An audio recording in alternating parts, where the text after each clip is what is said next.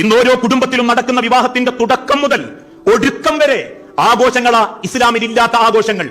പല മുസ്ലിം കുടുംബങ്ങളിലും ഇതര മതങ്ങളുടെ ആശയങ്ങളുടെ ജീവിക്കുന്ന ആളുകളുടെ വിശ്വാസത്തിനേക്കാൾ കൂടുതൽ ഇതൊന്നും ശരിയല്ലെന്ന് ബോധ്യപ്പെടുത്തിയ മുസ്ലിം സമൂഹത്തിലെ കുടുംബങ്ങളിലാ തുടക്കം മുതൽ അവസാനം വരെ വെറൈറ്റി തേടുന്ന കല്യാണങ്ങൾ. അല്ലേ?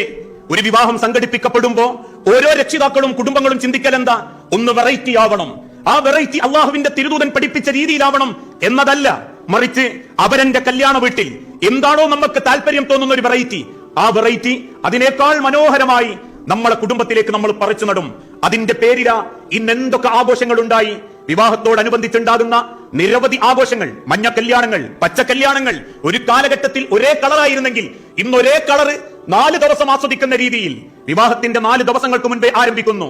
കാതുകുത്ത് പോലെ, കല്യാണത്തിന് അരികുത്ത് പോലെ ഏതെങ്കിലും പഴമയുള്ള വീട്ടിൽ ചെന്ന് ചട്ടയും മുണ്ടും ധരിപ്പിച്ച് ആ പെണ്ണിനെ കൊണ്ട് വേഷം കെട്ടിച്ച് അവസാനം ബീച്ചുകളിലും പാർക്കുകളിലേക്കും കൂട്ടിക്കൊണ്ടുപോയി ആണും പെണ്ണും അർദ്ധനഗ്നരായി സേവ് ദി ഡേറ്റിന്റെ വീഡിയോ ഇറക്കിയാലേ വിവാഹം കെങ്കേമമാകൂ എന്ന് ചിന്തിപ്പിക്കപ്പെടുന്ന മനുഷ്യന്റെ നാണക്കെട്ട ജീവിത രീതിയേക്കാൾ ഏറെ നമ്മളെ ചർച്ച ചെയ്യിപ്പിക്കേണ്ടത് ഈ വൃത്തിയില്ലായ്മ കണ്ട് അതിന് ആസ്വാദനത്തിന്റെ അടിക്കുറി പെയ്തുന്ന മാതാപിതാക്കളും മക്കളും കുടുംബക്കാരും ഇന്ന് നമ്മൾക്കിടയിൽ കൂടിക്കൊണ്ടിരിക്കുന്നു എന്നുള്ളതും എത്ര വലിയ ജീർണതയാ നമ്മളെ മനസ്സിൽ കയറി കൂടിക്കൊണ്ടിരിക്കുന്നത് എന്ന് നമ്മൾ ഓരോരുത്തരും ചിന്തിച്ചു നോക്കേണ്ടതുണ്ട്. എന്തിനാ ഇത്തരത്തിലുള്ള കാര്യങ്ങൾ, ആഘോഷങ്ങൾ?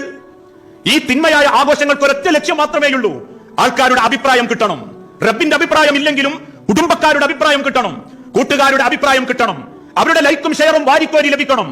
അതിനേക്കാളേറെ അതൊന്ന് സ്റ്റാറ്റസ് വെക്കണം, ആളുകൾക്കിടയിൽ പൊങ്ങച്ചം കാണിക്കണം. ഇതല്ലാത്ത വല്ല നേട്ടവും ഈ വിവാഹത്തിന്റെ പേരിൽ കാണിച്ചു കൂട്ടുന്ന തോന്നിവാസങ്ങൾക്ക് ഒരു മനുഷ്യന് ചൂണ്ടിക്കാണിക്കാൻ പറ്റുമോ?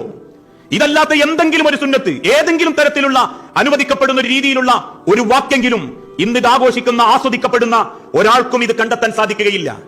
ഒന്ന് തീരുമ്പോൾ മറ്റതൊന്ന് എന്ന് പറയുന്നത് പോലെ ഈ ആസ്വാദനത്തിന്റെ ആഘോഷ മനസ്സിലേക്ക് മനുഷ്യനെത്തിയപ്പോ പിന്നീട് കല്യാണം മാത്രം മനുഷ്യർക്ക് മതിയാവാതെ വന്നു.